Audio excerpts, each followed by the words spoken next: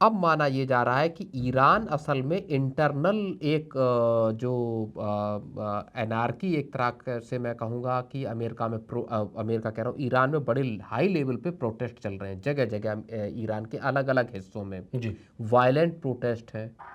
Iran अब तक ये माना जाता है कि ईरान जो है वो इस तरह के किसी भी विरोध के स्वर को जो है वो ताकत के बूते दबा देता है, चाहे ठीक है। आईआरजीसी हो या ईरान की जो मॉरल पुलिस करने वाली जो पुलिसिंग है या दूसरे जो पूरा सिक्योरिटी एस्टेब्लिशमेंट जैसे है, चाइना में अगर कोई विरोध गुप्तचर के सर्विसेज। जैसे चाइना में अगर सर कोई विरोध के स्वर बिल्कुल। उठाता है तो उसको तोप से कुचल दिया जाता है। नहीं, वो ठीक उसी तरह तियानमन की घटना पुरानी हो गई, अब तो चीन उस तरह का नहीं करता, लेकिन जी। हाँ चीन की खबरें भी बहुत कम आती हैं। इसी Exactly. तरह के हालात ईरान ईरान में में भी भी है। हैं। ठीक है सर। ईरान और ज़्यादा सख्ती के साथ अपने प्रोटेस्टर्स से निपटता है। आपको पिछले साल का याद होगा, एक दो साल पहले की बात है संभवतः, जी। एक लड़की थी, उसको इन्होंने ब्रूटली उसको ईरान के सिक्योरिटी फोर्सेस ने उसको मार दिया था, जी उसने आवाज़ उठाई थी। तो ईरान इस तरह से कुचलने की प्रक्रिया में लगा रहता है। और अब इस बार जो प्रोटेस्ट हो रहे हैं वो बहुत लार्ज स्केल के हैं। अमेरिका ने ये कह दिया है कि अगर आपने इन शांतिपूर्वक तरीके से प्रोटेस्ट करते हुए लोगों पर अगर आपने गोली चलाई, अगर इनको आपने मारा, तो अमेरिका को इंटरवीन करना होगा। और सर जब अमेरिका इंटरवीन करेगा तो इजराइल भी साथ में आ जाएगा अमेरिका के?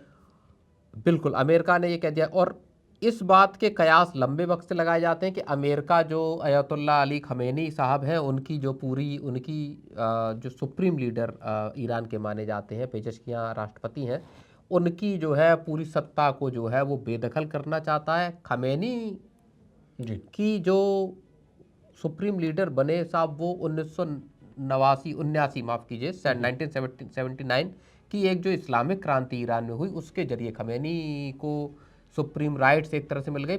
चुनी हुई सरकार है, लेकिन अंतिम आदेश जो है वो जी अयातुल्ला अली खमेनी का साहब माना जाता है।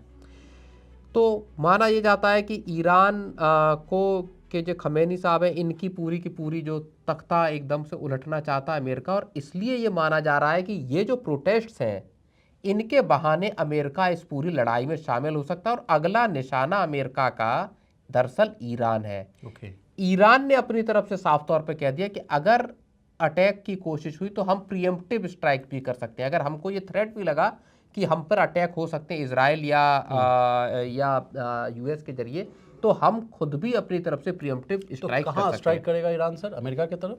अब देखिए, क्या अमेरिका मैं की बताऊंगा आपको। अमेरिका तक उसकी जद है? नहीं, उसमें चीज़ें हैं। जी आपको याद होगा कुछ साल पहले जो आईआरजीसी के जो कमांडर हुआ करते थे सुलेमानी, उनकी हत्या हुई थी बगदाद के एयरपोर्ट पे। जब वो बगदाद पहुंचे थे ईरान से, और आईआरजीसी के बड़े कद्दावर नेता माने जाते थे, पूरा नाम मैं भूल रहा हूँ, सुलेमानी, उनको मेजर जनरल सुलेमानी थे नाम उनका था। तो वो जब बगदाद एयरपोर्ट से अपने एसयूवी से निकल रहे थे पूरे काफिले के साथ, तो उनकी जिस गाड़ी में वो थे उस पर ड्रोन से अटैक हुआ था, अमेरिका ने किया था। और अमेरिकन प्रेसिडेंट ने उसको ऑथराइज किया था कि ठीक है, इसको इनको खत्म किया जाए। और उस ड्रोन स्ट्राइक में सुलेमानी मारे गए। सुलेमानी मारे गए तो उसका ईरान ने कहा कि हम इसका बदला लेंगे। ईरान ने कहा बदला कैसे लिया जाएगा? तो इराक में और मिडिल ईस्ट के अलग अलग देशों में असल में अमेरिकी बेसिस हैं। ओके ओके, तो वहाँ तो ये टारगेट कर ईरान ने सकते फिर क्या किया था कि अब जो इराक में अमेरिकन बेस है वहाँ पे ईरान ने फिर मिसाइलें दागी, लेकिन उसका कोई डैमेज नहीं हुआ। इस साल जब पिछले साल की बात है, जब अमेरिका ने अटैक किया था, तब इन्होंने कतर में जो है वो मिसाइलें दागी थी, हालांकि उसमें भी कोई हताहत नहीं हुआ। तो जो अमेरिकन एसेट्स बेसिकली या इजरायली एसेट्स या जो पोजीशंस हैं आपकी मिडिल ईस्ट में, ईरान वहाँ अटैक कर सकता है। और ईरान पूरे मिडिल ईस्ट में अपने प्रॉक्सीज के जरिए एक लड़ाई को जारी रखता है। ओके, ताकि टेंशन्स इरप्ट होते रहे। हाँ बिल्कुल, ताकि मिडिल ईस्ट की सबसे बड़ी अगर ताकत है वो ऑयल है, वो ऑयल नहीं, ईरान है। इस वक्त भी अभी भी इतना कमजोर होने के बावजूद भी ईरान मिडिल ईस्ट की एक बड़ी महत्वपूर्ण ताकत है।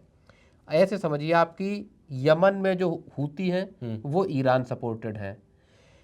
लेबनान चले जाइए तो लेबनान में जो लेबनान के हिजबुल्लाह है वो ईरान सपोर्टेड है, क्योंकि वो शिया है। ओके। इसी तरह से आप इराक में चले जाइए तो मुक्तदा अल सद्र हुआ करते थे, मेहदी आर्मी करके, वहाँ पे और दूसरे बहुत सारे फैक्शंस ऐसे हैं जो ईरान सपोर्टेड है। तो ईरान और यमन में भी था, सीरिया में भी इसी तरह तो सर, ईरान अपने ऐसा प्रॉक्सीज ऐसा के ऐसा भी जरिए तो हो काम सकता है करता कि है। जब ईरान पे हमला होगा, जैसा आप बता रहे हैं कि पूरे मिडिल ईस्ट पे बिल्कुल ईरान का कब्जा है, तो मिडिल बिल्कुल। ईस्ट के जितने भी जो देश हैं वो भी तो ईरान के साथ आते हुए दिखेंगे, और फिर वो अमेरिका से लड़ते हुए दिखेंगे, इसराइल से लड़ते हुए नहीं, दिखेंगे। तो हूथी लगातार लड़ रहे हैं, इसराइल भी हमला करता है। इसराइल ने जब ईरान पे अटैक किया या बाकी की जो गतिविधियां की, तो हूथियों ने इसराइल पे वो मारे, जी। मिसाइलें मारी। पिछले साल ईरान ने भी इसराइल पे अटैक किए थे, जब बहुत सारी लार्ज स्केल पे मिसाइलों से हमला किया था।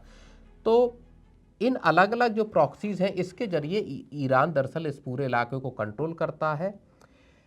और अगर उसको ऐसा लगा कि अमेरिका, जैसा माना जा रहा है, खबरें इस तरह की आई हैं कि ब्रिटेन में जो अमेरिकी जो मिलिट्री एयरक्राफ्ट हैं, जहाज हैं, वो बहुत सारे लाव लश्कर के साथ उतरे हैं और वहाँ से मिडल ईस्ट का ऑपरेशन हो सकता है। ओके। खबरें ये भी आई, और बहुत महत्वपूर्ण खबर है। माना ये जाता है कि रूस ने अपने जो डिप्लोमेट्स। हाँ, रूस ने इजराइल में जितने अपने डिप्लोमेट्स हैं उनको हवाई जहाज के जरिए वापस बुला लिया। तो इससे संकेत ये मिल रहा है कि आने वाले वक्त में एक टेंशन इरप्ट हो सकती है और इजराइल पे ईरान अटैक कर सकता है उसके बाद, जबकि जब इजराइल और यूएस मिलकर अटैक करें।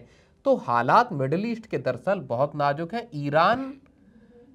ईरान के जो कोर्ट है उसने कह दिया कि कोई भी अगर एनिमीज के साथ मिलके अगर इस प्रोटेस्ट में शामिल होता है, तो ओके। उनके साथ जितनी ब्रूटल तरीके, जितनी भी सख्ती से निपटा जा सकता है, उससे निपटा जाए। जी। तो प्रवीण सर, अगर आपकी सारी बातों को अगर मैं कंक्लूड करूं, समराइज़ करूं, लुभाव अगर यही निकल रहा है कि जो साल है 2026 ये बड़ा चुनौतीपूर्ण रह सकता है। आप जिस तरह से कह रहे हैं कि मिडिल ईस्ट में क्राइसिस जो है वो बढ़ती हुई नज़र आएगी, इसराइल और यूक्रेन के बीच में जो है वो दिक्कतें देखने को मिल रही है, अमेरिका और यूएस के बीच में जो ट्रेड डील की बात आ रही है वो अभी जो है लटकता हुआ दिख रहा है, और जिस तरह से और तमाम तरीके से इंडिया पाकिस्तान के बीच में भी कहा जा रहा है कि जो ऑपरेशन सिंदूर है वो भी अभी ऑपरेशनल है, उसको भी अभी किसी वक्त तक जो है मतलब अनिश्चित काल के लिए जो है समझ जाइए कि उसको है ऑन ही रखा गया है। तो तमाम मोर्चों पर अगर देखा जाए तो ग्लोबल अनसर्टेनिटीज, ग्लोबल चैलेंजेस जो है देखने को मिल रहे हैं।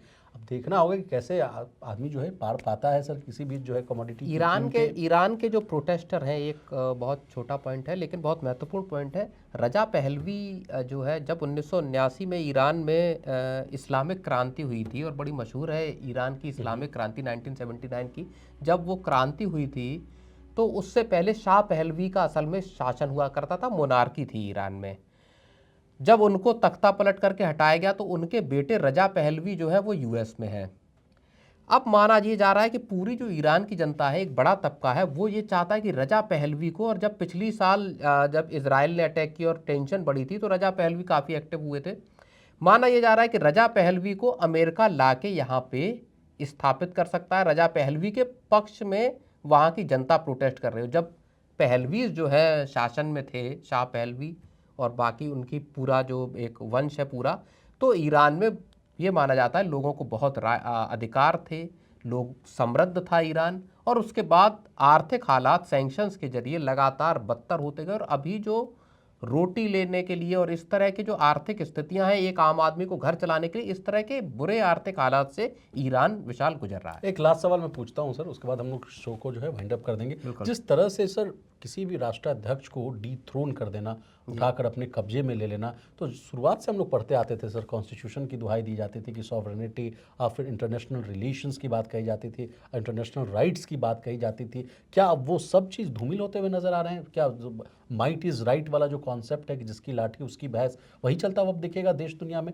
और इस तरह से पहले भी कहा जाता था कि ग्लोबलाइजेशन का दौर आएगा, हमको आपको सबको एक दूसरे की ज़रूरत हुआ करती थी, अब क्या वो ज़रूरतें खत्म होती हुई दिख रही हैं? क्यों सुप्रीमेसी दिख रहा है? बिल्कुल नहीं, ये बड़ी दुनिया में एक बहुत बड़ा बदलाव और एक बहुत बड़ी चेंज हम इस वक्त देख रहे हैं, जहाँ पे कि इस तरह के किसी भी रीजन को आधार बनाकर, किसी भी वजह को आप आधार बनाकर किसी भी देश में, चाहे तख्ता पलट हो, सत्ता परिवर्तन हो, या उसके आर्थिक और बाकी के जो संसाधन हैं उन पे अधिकार करने की बात हो, करने की कोशिशें शुरू होती हुई दिखाई दे रही हैं।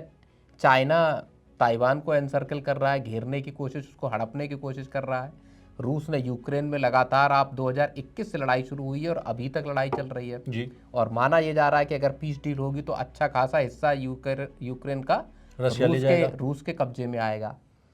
तो दुनिया असल में अगर आप पिछले 10 सालों में देखेंगे तो दुनिया ज़्यादा जो है वो वल्नरेबल या ज़्यादा जोखिम भरी विशाल हुई है। चलिए सर। तो आज की इस वीडियो में बस इतना ही। प्रवीण सर, आपका बहुत शुक्रिया, आपने बहुत ही डिटेल्ड और अच्छी तरीके से जो है एनालिसिस की। तो बाकी देश दुनिया और बिजनेस जगत से जुड़ी तमाम ताज़ा तरीन खबरों के लिए देखते रहिए हमारा चैनल।